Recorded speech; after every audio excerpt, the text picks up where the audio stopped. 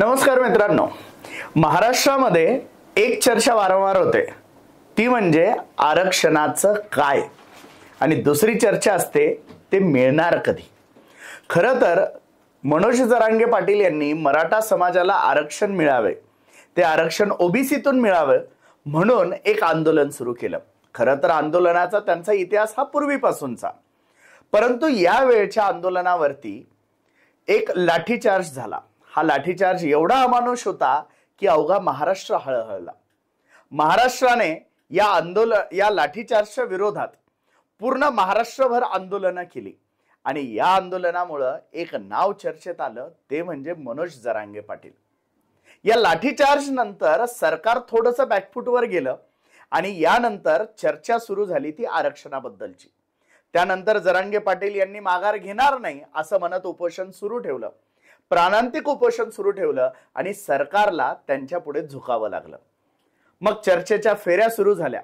आम्हाला 15 दिवस वेळ द्या, आम्हाला महिनाभर वेळ द्या, मी तो वेळ देऊ शकणार नाही, अशा सगळ्या चर्चा या महाराष्ट्रभर रंगल्या आणि सरकार वेळोवेळी वेळ मागत गेलं आणि जरांगे पाटील वेळोवेळी अल्टिमेटम देत गेले। सध्याचा अल्टिमेटम होता तो 13 जुलैचा। या 13 जुलैपर्यंत मराठा समाजाला त्यांच्या मागणीनुसार आरक्षण द्या अशी मागणी होती जरांगे पाटलांची आणि 13 जुलैपर्यंत आम्ही हा प्रश्न सोडवणारच असं बोलणं होतं सरकारच्या बाजूने। परंतु 13 जुलै निघून गेला, अल्टिमेटम संपला। समाज आजही निराश आहे। नेमकं आंदोलनाचं होणार काय, समाजाने भूमिका काय घ्यावी, सरकारने कसं आता समाजाला हँडल करावं, या सगळ्याबद्दलची चर्चा आपल्याला करायची आहे। या चर्चेसाठी आपल्याकडे आलेले आहेत डॉक्टर बाळासाहेब सराटे सर, जे आरक्षणाचे अभ्यासक आहेत, समाजाचे अभ्यासक आहेत। सर नमस्कार। जय शिवराय। सर, जरांगे पाटलांनी दिलेला 13 जुलैचा अल्टिमेटम संपला, आता पुढे नेमकं काय? मराठा बांधवांनो, आता आपण अतिशय नाजूक वळणावर आलेलो आहोत। यामध्ये मी जे काही बोलेल त्याचे पडसाद उमटतात, त्याच्यामुळे या सगळ्याच गोष्टींची आपली सगळ्यांची जबाबदारी आहे। आपल्याला याच्यातून एकजुटीने आणि एका दिशेनेच मार्ग काढावा लागणार आहे। वेगवेगळं बोलून तर काय आपल्याला हाती काही लागणार नाही। मुळामध्ये याच्यामध्ये मराठा समाजाचं आंदोलन हे एका बाजूला, तर समोर कोण आहे, कोणाच्या समोर आपण हे आंदोलन करतो, तर थेट जर समोर कोण असेल तर फक्त या महाराष्ट्राचं सरकार समोर आहे। म्हणजे आपलं जे आरक्षणाचं आंदोलन आहे ते फक्त सरकारशी आहे, सरकार समोर आपण आंदोलन करतोय, सरकार याच्यातली ऑथॉरिटी आहे, बाकी कोणीही याच्यामध्ये ऑथॉरिटी नाहीये। मग सरकारमध्ये जे जे कोणी आहेत त्यांच्याशी आपला झगडा आहे। झगडा आहे म्हणजे संघर्ष आहे, जो संघर्ष घटनात्मक चौकटीत आहे, हे आपण पहिल्यांदा समजून घेऊया। मग आपली मागणी कोणाकडे आहे, तर आपली मागणी या महाराष्ट्र सरकारकडे आहे। मग या मागणीचं परिपूर्ती कोण करणार आहे, तर महाराष्ट्र सरकार करणार आहे। शरद पवार साहेब करणार नाही किंवा त्यांचा पक्ष करणार नाही, उद्धव ठाकरे साहेब करणार नाही किंवा त्यांचा पक्ष करणार नाही, किंवा त्यांच्याबरोबर असलेली काँग्रेस आहे, राष्ट्रीय काँग्रेस, ते करणार नाही किंवा त्यांचा पक्षही करणार नाही। जे काही करणार आहे ते महाराष्ट्र सरकार, जे आता महायुतीचं सरकार आहे, तेच हे काही करणार आहे। जे करणार आहे तेच करू शकतात। बाकीचे विरोधी पक्ष फार तर त्यांना विरोध न करता समर्थन देतील, किंवा विरोध केला तरी यांच्याकडे एवढं बहुमत आहे की त्या विरोधाला तसा काही अर्थ नाहीये। त्यामुळे आपल्या मागण्यांबद्दल सरकार काय विचार करतं, सरकारची हालचाल काय आहे, सरकारचं धोरण कसं आहे, सरकार याच्याबद्दल पुढे काय करू इच्छितं, याचा अंदाज घेणं आपल्या आंदोलनासाठी खूप महत्वाचं आहे आणि आपल्याला याचा अभ्यास केला पाहिजे। जरांगे पाटलांच्या मागण्याबद्दल आपण जरूर चर्चा करू, पण तो वेगळा विषय आहे। आपल्याला दोन गोष्टी पूर्णपणे वेगळ्या ठेवायला पाहिजेत। आपण येत्या निवडणुकीमध्ये काय भूमिका घेणार आहोत, येत्या निवडणुकीमध्ये आपण कोणाला पाडणार आहोत, कोणाला जिंकून आणणार आहोत, किंवा आपण आपला पक्ष काढून निवडणूक लढवणार आहोत की नाही आहोत, हा पूर्णपणे वेगळा मुद्दा आहे। राजकारण आणि समाजाचा प्रश्न या दोन गोष्टीची गल्लत या क्षणाला जर केली तर आपल्याला नीट दिशा पकडता येणार नाही. तर मी या दोन भागामध्ये वेगळं वेगळं मला जे वाटतं ते सांगण्याचा प्रयत्न करणार आहे. पहिला आपण मुद्दा घेऊया आपल्या मागण्यांचा आणि सरकारने दिलेल्या प्रतिसादाचा किंवा सरकारची काय भूमिका आहे याचा. समजा आपल्या मागण्या काय आहेत, तर आपल्या मागण्या आहे पहिल्यांदा सगळे सोयरेचा GR ची अंमलबजावणी करणे किंवा त्याला अधिसूचना म्हणा, अध्यादेश म्हणा किंवा कायद्याचं अमेंडमेंट म्हणा, नियमातली दुरुस्ती म्हणूया आपण त्याला, पण तो कायदा म्हणू, थोडं समजण्यासाठी आपण त्याला कायदा म्हणू. सगळे सोयरेचा कायदा पारित करण्याचं ही मागणी पहिली आहे. याच्याबद्दल सरकारची काय भूमिका आहे हे आपल्याला तपासावं लागेल. सरकार काय करू इच्छितं हे आपल्याला अंदाज घ्यावा लागेल. मी काही सरकारचा माणूस नाही, पण मला जे अनुभव आहे, जो अभ्यास आहे, मी राजकारण्यांनाही वाचतो आणि मला अनुभवाने ज्या गोष्टी कळतात. व्हिडिओ एक ऐकला शंभूराज देसाईचा तरी मी सांगू शकतो उद्या सरकार काय करणार आहे. एवढं मला त्याचा अभ्यास असल्यामुळे ते मी मांडतोय. मला सरकारने माझ्या कानात येऊन काही सांगितलेलं नाहीये. परंतु सगळे सोयरेच्या GRचा जसा विषय आहे तसा दुसरी मागणी काय आहे आपली, ती आहे की मराठा समाजाचा OBCत समावेश झाला पाहिजे. त्याच्याबद्दल सरकार काय करणार आहे, सरकारचा काय विचार आहे हे आपल्याला समजून घ्यायचं. तिसरा मुद्दा आहे हैदराबाद गॅजेट लागू करण्याचा. याच्याबद्दल सरकार काय करतंय. सरकारने हैदराबादला माणसं पाठवली, ती माणसं कोण होती, त्यांच्याकडे हजारो पानाचं रेकॉर्ड सापडलं का हजारो ओळीचं रेकॉर्ड सापडलं असं काय ते म्हणतात, ते काही त्यांनी अजून स्पष्ट केलं नाही, पण ती एक भूमिका आहे. त्याच्याबद्दल सरकार काय करणार आहे. म्हणजे तीनही गोष्टीबद्दल, पहिलं म्हणजे सगळे सोयरेच्या GR बद्दल सरकारचा काय विचार आहे, सरकारची काय भूमिका आहे याचा अंदाज घेणे. दुसरा मुद्दा आहे मराठा समाजाला OBCत समावेश करण्यासाठी सरकार काय करणार आहे याचा अंदाज घेणे. याचा आपल्याला आराखडा करता आला पाहिजे, आढावा घेता आला पाहिजे. तसंच आपल्याला हैदराबाद संस्थांच्या GR बद्दल सरकार काय करणार आहे हेही आपल्याला अभ्यासता आलं पाहिजे. तर या तीन गोष्टीबद्दल मला जे दिसतं ते असं की आता महाराष्ट्रामध्ये आपल्याला जेव्हा वाशीचं आंदोलन झालं, वाशीला आपलं आंदोलन थांबलं आणि ते आंदोलन थांबताना एक त्यांनी आपल्याला ड्राफ्ट दिला होता. तो ड्राफ्ट जाहीर केलेला आहे, तो अपलोड झाला होता शासनाच्या वेबसाईटवर आणि त्याच्यानुसार शासनाने 16 फेब्रुवारी 24 पर्यंत त्याचं कायद्यात रूपांतर करायचं मान्य केलं होतं. तोपर्यंत आपल्याला आशा होती की 16 फेब्रुवारीला काहीतरी होईल. सरकारने तो जाहीर दिलेला शब्द होता आणि त्या याच्यानुसार आपल्याला 16 फेब्रुवारी एक डेडलाईन होती, एक शेवटची तारीख होती. त्या वेळेपर्यंत सरकार काहीतरी करील असं वाटणं स्वाभाविक होतं. त्याचा फायदा तोटा हा विषय आता माझ्या चर्चेचा नाहीये, परंतु सरकार काय करतं हे समजण्याचं आहे. पण 16 फेब्रुवारीला सरकारने काही केलं नाही, कारण जेव्हा वाशीला सभा होऊन ते आंदोलन थांबवायचं होतं तेव्हा सरकारचा प्राधान्यक्रम वेगळा होता, सरकार समोर वेगळा प्रश्न होता. जेव्हा त्या राबवण्याचा विषय आला, त्याचं कायद्यात रूपांतर करण्याचा विषय आला, त्यावेळेची परिस्थिती सरकार समोर वेगळी होती, त्यावेळेचा प्रश्न वेगळा होता. त्यावेळेला OBC पॉवरफुल झाले आणि OBCनी पुन्हा ते हात्यार उपसलं अजितदादा आणि फडणवीसांचं. म्हणजे भाजपची पॉलिसी आणि अजितदादाची पॉलिसी शिंदे साहेबांनी घेतलेल्या निर्णयापेक्षा पॉवरफुल ठरलेली आहे. आणि आपल्याला हे मान्य करावं लागेल की भारतीय जनता पार्टीचे फडणवीस साहेब जे आहेत त्यांनी मान्यता दिल्याशिवाय सरकारची कोणतीच कृती समोर येणार नाही. जरी शिंदे साहेबांच्या माध्यमातून होत असली तरी सुद्धा हे वास्तव आपल्याला समजून घेतलं पाहिजे. 16 फेब्रुवारीला काही झालं नाही, दिवस गेले आणि अचानक 20 फेब्रुवारीला सरकारने घोषणा केल्याप्रमाणे विशेष अधिवेशन बोलावलं. 20 फेब्रुवारी नंतर 26 फेब्रुवारी पर्यंत ACBCचा कायदा पारित करण्यात आला आणि मराठा समाजाला 10% आरक्षण दिलं.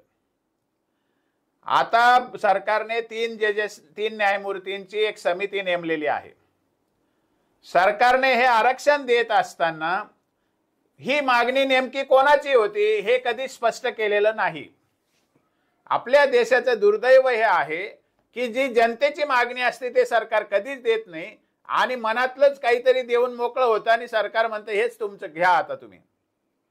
मुळामध्ये ACBC आरक्षण द्या असं जनतेने मागितलेलं नव्हतं, मराठा समाजाने मागितलेलं नव्हतं. आणि न्यायमूर्ती शुक्रे कमिशनचा अहवाल आला तर त्यांनी सुद्धा मराठा समाजाला सामाजिक व शैक्षणिक दृष्ट्या मागासलेलं ठरवलेलं आहे. आणि 3 न्यायमूर्तींची समिती आहे सरकारची. न्यायमूर्ती दिलीप भोसले साहेब आहेत, न्यायमूर्ती MG गायकवाड साहेब आहेत आणि न्यायमूर्ती संदीप शिंदे साहेब आहेत. हे तज्ज्ञ माणसं सरकारने समिती नेमली आहेत अधिकृतपणे. या समितीच्या मान्यतेने हा निर्णय घेतला का एसीबीसी आरक्षणाचा? जर घेतला असेल तर त्या समितीपैकी एका तरी न्यायमूर्तीने समाजाला येऊन सांगायला पाहिजे होतं की मी म्हणतो हे आरक्षण टिकेल म्हणून आणि याला इंदिरा साहनीचा काहीच अडथळा नाही, असं त्या जजने कधी येऊन सांगितलं नाही सरकारच्या वतीने. कधीही सरकारच्या ॲडव्होकेट जनरलने सुद्धा हे सांगितलं नाही समोर येऊन की मी म्हणतो हे आरक्षण टिकेल कारण याला इंदिरा साहनीचा काही अडथळा नाहीये. आता मी जे विरोधकांच्या आर्ग्युमेंट कोर्टात ऐकलेल्या आहेत त्या केसवर, त्याच्यामध्ये आर्ग्युमेंट अशाच झालेल्या आहेत की एकदा सुप्रीम कोर्टाने सांगितलं की मराठा समाज हा विशेष अपवादात्मक परिस्थितीमध्ये बसत नाही आणि शुक्रे समितीने मराठा समाज हा विशेष अपवादात्मक परिस्थितीत आहे हे सिद्ध केलेलं नाही. मी सुद्धा तो अहवाल वाचलेला आहे. सरकारची घोर फसवणूक झालेली आहे. शिंदे साहेब, फडणवीस साहेब, तुमची घोर फसवणूक झालेली आहे. न्यायमूर्ती शुक्रे समितीच्या अहवालातून जर तत्वतः विचार केला, जर डेटाच्या आधारे विचार केला, अहवालाच्या टेबलच्या आधारे विचार केला तर मराठा समाज हा विशेष अपवादात्मक परिस्थितीत आहे हे सिद्ध होऊ शकत नाही. तुम्ही समाजाला खोटं सांगून थोडी कोर्ट ऐकतं. त्यामुळे तुम्ही जे आरक्षण दिलेलं आहे ते आरक्षण घटनात्मक आहे, कायदेशीर आहे, ते आम्ही टिकवून दाखवू हे तुम्ही म्हणल्याने तुमचं राजकीय स्टेटमेंट येते.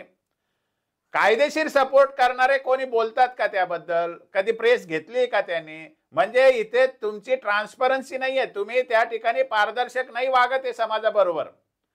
म्हणून या समाजाचा विरोध त्या आरक्षणाला का होतो तर तुम्ही त्यामध्ये समाजाला हे समाधानकारक उत्तर देऊ शकलेलं नाही की ते आम्ही जरूर टिकवू कारण आताची परिस्थिती बदललेली आहे. हे तुम्ही सांगितलं असतं तर हे आंदोलन इतक्या थराला गेलं नसतं. याच्यामध्ये मराठा समाजाने एक गोष्ट समजून घ्यावी लागेल की असं आता 10% एसीबीसी आरक्षण कायद्याने दिलेलं असताना हे सरकार मराठा समाजाचा ओबीसी समावेश करू शकतं का? जोपर्यंत हे आरक्षण सुप्रीम कोर्टातून रद्द होत नाही तोपर्यंत मराठा समाजाला ओबीसीत घालण्याचा निर्णय हे सरकार कधीच करू शकणार नाही. कारण ते आरक्षण दिलेलं आहे ना ऑलरेडी या सामाजिक व शैक्षणिक दृष्ट्या मागास वर्गाला. त्यामुळे ओबीसीत आरक्षण द्या ही मागणी या वेळेला करणं, जेव्हा आरक्षण दिलेलं आहे त्यावेळेला ती मागणी करून काही फायदाच होणार नाही. कारण सरकारने किती आपटली, किती जोर लावला, महाराष्ट्र जरी आपण वेठीला धरला आणि पूर्ण त्यांना तोंड बांधून जरी त्यांना जेरबंद केलं सरकारला, तरी सुद्धा कायदेशीर दृष्ट्या एसीबीसी 10% आरक्षण दिलेलं असताना ते आरक्षण जोपर्यंत फायनली रद्द होत नाही तोपर्यंत मराठा समाजाचा ओबीसी समावेश सरकारला करता येणार नाही. ही कायदेशीर तरतूद आहे, ही कायदेशीर अडचण आहे. त्यामुळे ओबीसीत आरक्षण मिळालं पाहिजे ही मागणी या घडीला करणं सरकारला शक्यच होणार नाही मान्य करणं. आणि मराठा समाजाने खूप त्याच्यावर आकांड तांडव केलं, खूप करोडोचं आंदोलन केलं तरी ती होणारच नाहीये मागणी मंजूर. ह्या आपण पहिल्यांदा वास्तव समजून घेतलं पाहिजे. आता आपण त्या आरक्षणाची परिस्थिती बघू की या वेळेला सरकारने एक धोरण ठरवलेलं आहे. त्यांना माहिती आहे की विशेष अपवादात्मक परिस्थितीने हे काही टिकणार नाही.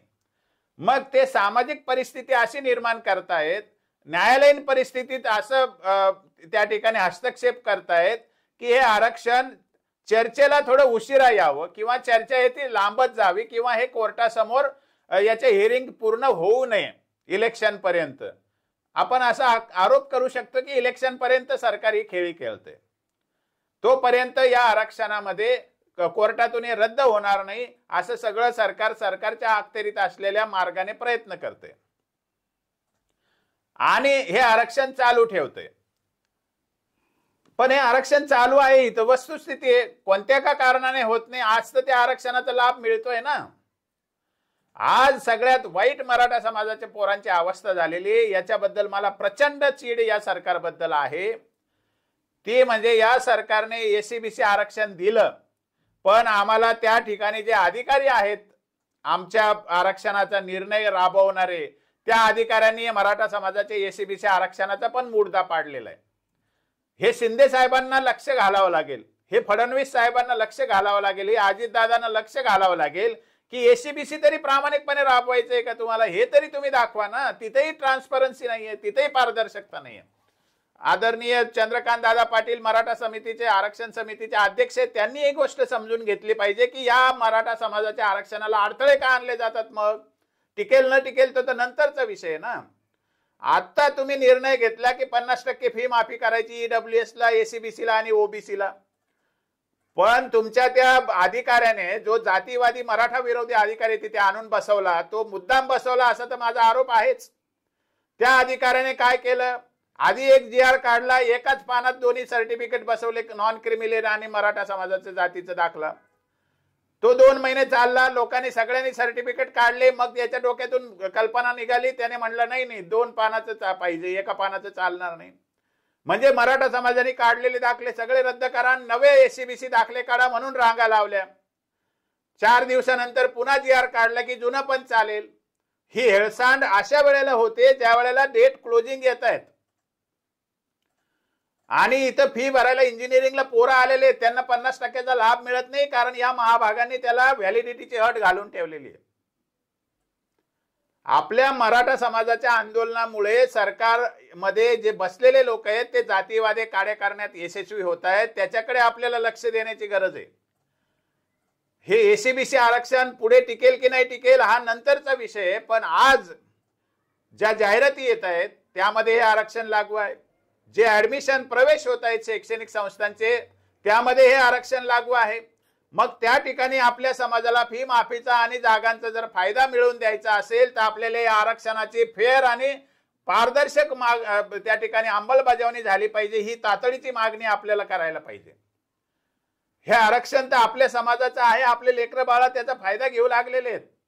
आपण या मागण्या बाकीच्या करतो म्हणून सरकार याच्याकडे लक्ष देत नाहीये आणि सरकारमध्ये बसलेले मराठा विरोधक जे अधिकारी आहेत ते काड्या करून आपल्या पोरांच्या आयुष्याचं नुकसान करतायत. त्यामुळे एसीबीसी आरक्षणाची कठोर अंमलबजावणी, सोप्या पद्धतीने अंमलबजावणी आणि कुठली अडवणूक झाली नाही पाहिजे, ही भूमिका आपल्याला आता सरकारकडे मांडण्याची गरज आहे. पारदर्शकपणे एसीबीसी आरक्षणाच्या सगळ्या अडचणी समजून घेऊन त्यांना व्हॅलिडिटी आणता येणार नाही, कारण सर्टिफिकेटचे तुमचे जीआर वारंवार बदलत आहेत. त्यामुळे त्यांना व्हॅलिडिटीची अट आता न लावता ऍडमिशन घेतल्यानंतरही लावता येऊ शकते. व्हॅलिडिटी प्रोसेसने त्यांची होऊ शकते. हे नवं रिझर्वेशन आहे. त्यामुळे या रिझर्वेशनचे फायदे देण्यासाठी सरकारने स्पेशल केस म्हणून सगळ्या सोप्या पद्धतीने पारदर्शक पद्धतीने हे आरक्षण राबवलं पाहिजे. आणि आज तरी मराठा समाजाच्या लेकरांच्या हिताचं हेच आहे की एसीबीसी आरक्षणात जे ज्या जागा निघतायत, ज्या ज्या प्रवेशामध्ये फायदा मिळणार आहे त्या सगळ्या ठिकाणी पारदर्शकपणे सोप्या पद्धतीने या आरक्षणाचा फायदा देण्यासाठी सरकारकडे आग्रह धरण्याची गरज आहे. एसीबीसी आरक्षण आज लागू आहे, त्याचा फायदा आज मिळतो आहे, तो फायदा आपल्या पोरांना मिळाला पाहिजे. आणि जर एकदा नेमणुका झाल्या, एकदा प्रवेश मिळाला, उद्या आरक्षण रद्द जरी झालं तर हे कायम राहतं. हे प्रवेश रद्द होत नाही, या नोकऱ्या रद्द होत नाही. हे आपण सगळ्यांनी लक्षात घेतलं पाहिजे. म्हणजे आज तातडीने मराठा समाजाने भूमिका काय घ्यायची गरज आहे तर एसीबीसी आरक्षणाचा फायदा सोप्या पद्धतीने, अडचण न आणता, अडवणूक न करता पारदर्शकपणे त्या पोरांना फायदा देण्यासाठी सरकारने तातडीने लक्ष घातलं पाहिजे आणि हे फायदे मिळवून दिले पाहिजेत. आणि हे जे कार्य करणारे अधिकारी आहेत त्यांच्यावरती जरब बसवली पाहिजे, नाही तर त्यांना तिथून हटवलं पाहिजे. हे सगळ्यात महत्वाचं काम आता मराठा आंदोलनाने करण्याची गरज आहे. आणि हा फायदा डायरेक्ट मिळतोय आपल्याला. या पिढीचं आजचं जर हे 2 महिने 1 महिना निघून गेला तर हे सगळे पोरं बाद होणार आहे सवलतीमधून.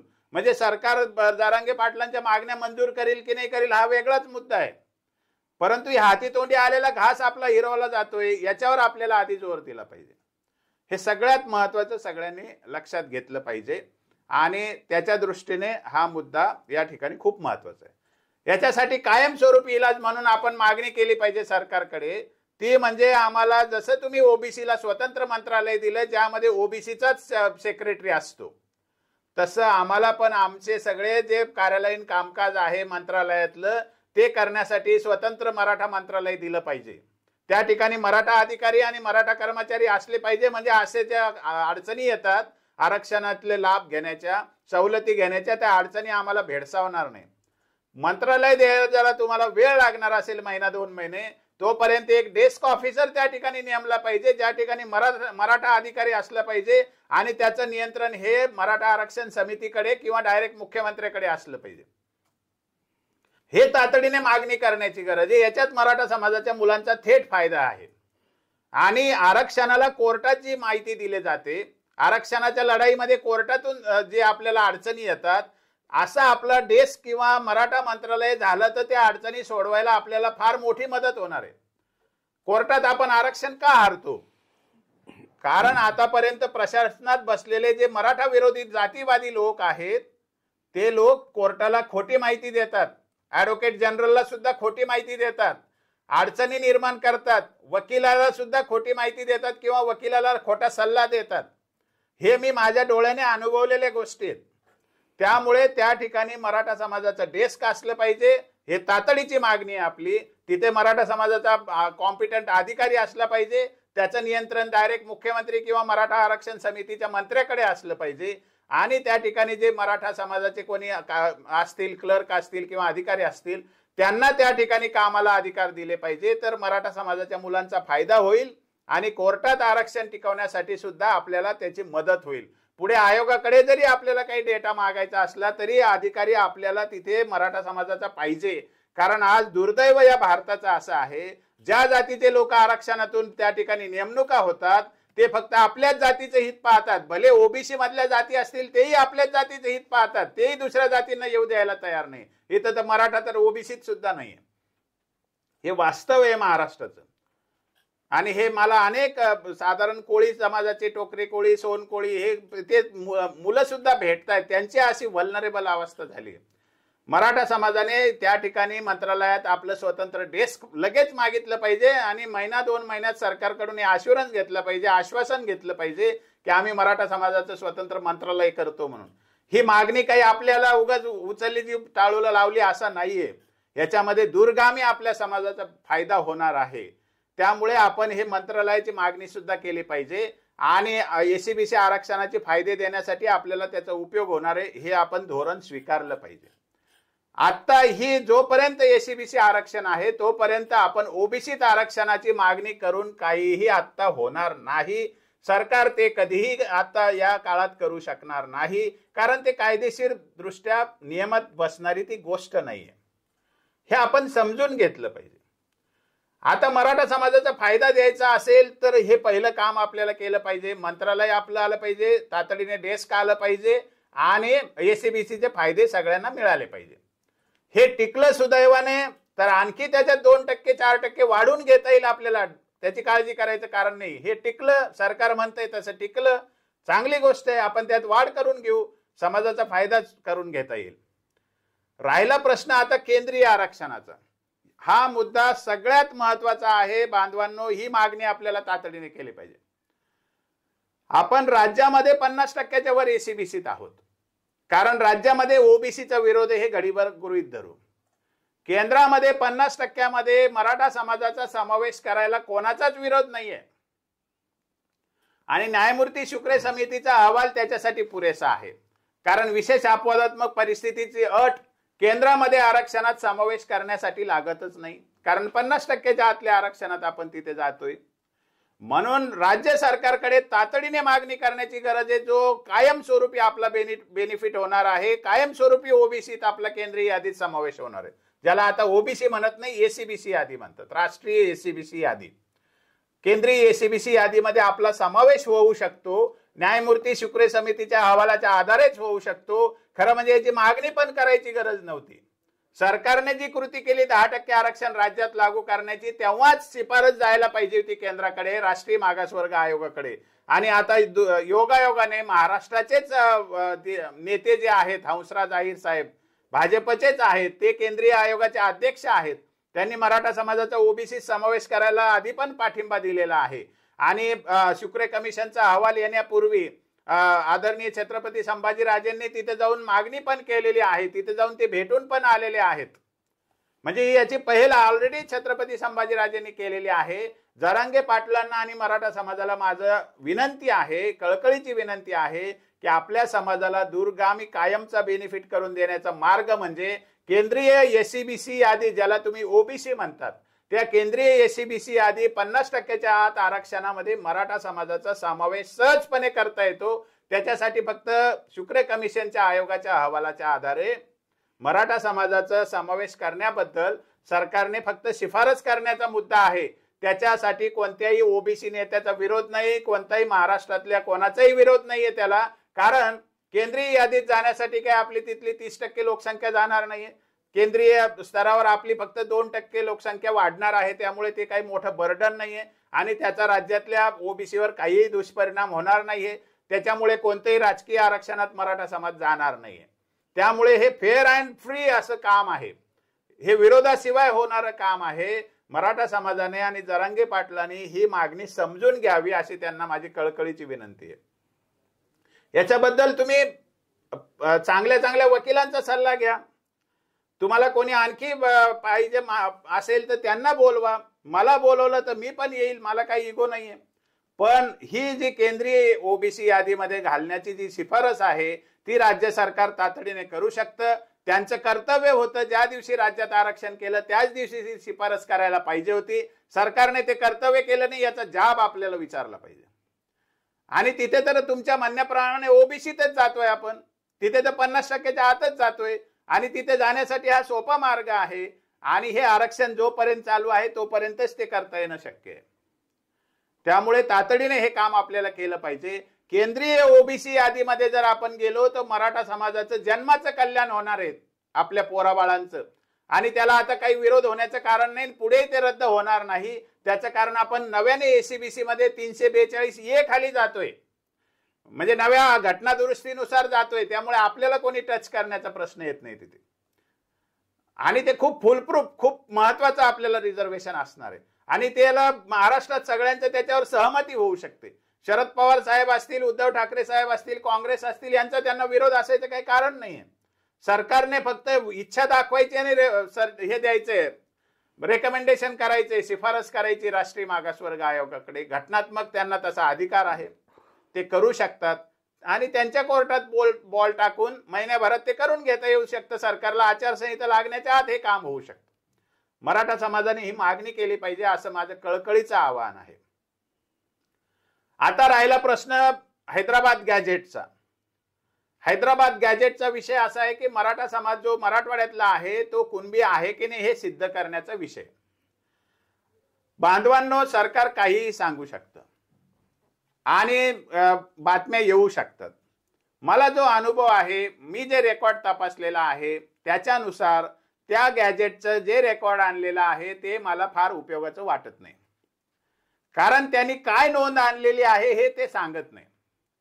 आपल्या उपयोगाला काय आलं असतं, 1901 ची जनगणना रजिस्टर जर त्यांनी आणलं असेल की ज्याच्यामध्ये सगळ्या गावोगावच्या कुटुंबांचं नाव आहे आणि त्यांची जात लिहिलेली आहे, जनगणना रजिस्टर 1901 पर्यंत, 1881 किंवा 1891 किंवा 1901 या काळातलं जर जनगणना रजिस्टर त्यांनी आणलं असेल, थेट जनगणना रजिस्टर, जसं 33 आणि 34 नमुन्यामध्ये ते असतं, ते जनगणना रजिस्टर आणलं असेल तरच आपल्याला त्या नोंदींचा फायदा होऊ शकतो. आणि मला खात्री आहे की ते जनगणना रजिस्टर त्यांनी काही आणलेलं नाहीये. बाकीचे जे फापट पसारा आहे, पुस्तकाच्या पुस्तकं स्कॅन करून आणण्याचा, त्याचा काही आपल्याला फार फायदा होणार नाही. मग त्याचा फायदा होण्याचं काही कारण नाही, कारण ती नोंद व्यक्तिगत असली पाहिजे. माझ्या कुटुंबातल्या माझ्या पूर्वजांची असली तर मला त्याचा फायदा होतो. आणि अशा व्यक्तिगत नोंदी त्यांनी आणल्या की नाही याच्याबद्दल सरकार काही बोलत नाही. त्यामुळे त्याच्यावर आपण फार भरोसा ठेवून विसंबून राहू शकत नाही. म्हणून तातडीने आपल्याला केंद्रीय एससीबीसी यादीत जाणं हा सगळ्यात मोठा फायद्याचा आणि मराठा समाजाच्या कायमस्वरूपी हिताचा हा विषय आहे. जसं महाराष्ट्रात आज बेनिफिट मिळत आहेत एससीबीसीचे नोकरीमध्ये आणि शिक्षणामध्ये, ते बेनिफिट देण्याचा प्रश्न आहे, ते फायदे मिळवून देण्याचा प्रश्न आहे. ते चांगलं होण्यासाठी मंत्रालयात आपलं डेस्क सुरू झालं पाहिजे, तिथं आपला अधिकारी बसला पाहिजे आणि पुढच्या काळामध्ये महिना 2 महिन्यात आपल्याला स्वतंत्र मंत्रालय मिळालं पाहिजे, जेणेकरून कोर्टात लढताना आणि आरक्षणाचे फायदे देताना त्या ठिकाणी अधिकाऱ्यांचा आपल्याला पारदर्शक आणि फेअर वागणूक मिळू शकते, चांगली वागणूक मिळू शकते, आपल्यावर अन्याय होणार नाही आपल्या पोरांवर, जो अन्याय आता मागच्या 15 दिवसामध्ये जातीवादी अधिकाऱ्यांनी मराठा मुलांच्या बाबतीत केलेला आहे, याच्यात लक्ष घालण्याची खूप गरज आहे. आता याच्यामध्ये प्रश्न असतो की हे टिकलं नाही तर काय, केंद्रीय यादीचा जर प्रश्न नाही, ते टिकणारच आरक्षण आहे, ते तर 50% आरक्षण आहे, त्यामुळे त्याचा काही प्रश्न शंका घ्यायचं काही कारण नाही. आपल्याला तेच पाहिजे ना, केंद्रीय ओबीसीतच जायचंय ना आपल्याला, आपल्याला वेगळी काय मागणी आहे? मग ती मागणी तर पूर्ण करून घेतली पाहिजे. आपण राज्यातच खेळत बसलो सगळं, जे की आता करता येणार नाही, ती मागणी करून आता काय होणार आहे हे आपण लक्षात घ्या. आणि माझं असं म्हणणं आहे की समजा हे टिकणार नाही असं जरी गृहीत धरलं, तर केंद्रीय आरक्षण जर आपलं फायनल झालं आणि त्यात जर आपण टिकलो, म्हणजे त्याच्यात जर आपण जाऊन बसलो, तर राज्यातल्या आरक्षणात आपल्याला कधीही बदल करून घेता येतात, हे सगळ्यांनी याचा विश्वास ठेवा. ही सरकारची जबाबदारी आहे की ते आरक्षण नाही टिकलं तर पर्यायी तेवढंच आरक्षण आपल्याला टिकवणारं द्यावं लागेल सरकारला, हे आपण समजून घ्या. माझा अनुभव असा आहे की जेव्हा सरकारची इच्छा असते आरक्षण टिकवायचं, तेव्हा ते टिकतं. ते कोर्टात काही करतात आणि मॅनेज करून म्हणा, किंवा चांगले वकील देऊन म्हणा, किंवा काय आणखी डॉक्युमेंट देऊन म्हणा, ते टिकवू शकतात. ह्याच्यावर आपल्याला विश्वास ठेवावा लागेल, कारण सरकारची इच्छा असली तर ते टिकू शकतं.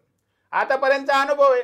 उदाहरण सांगतो मी तुम्हाला की मराठा आरक्षणाचा जो निकाल आला 5 मे 2021चा, त्या निकालामध्ये आता स्पष्ट सांगितलेलं आहे की ज्या दिवशी एसीबीसीचं नोटिफिकेशन निघेल त्या दिवशी विद्यमान सगळ्या ओबीसीच्या याद्या बाद होतील म्हणून. तात्पुरतं ते ओबीसीचं आरक्षण चालू ठेवलंय सुप्रीम कोर्टाने, त्या निकालातच हे स्पष्ट सांगितलेले पॅराग्राफ 183 नुसार.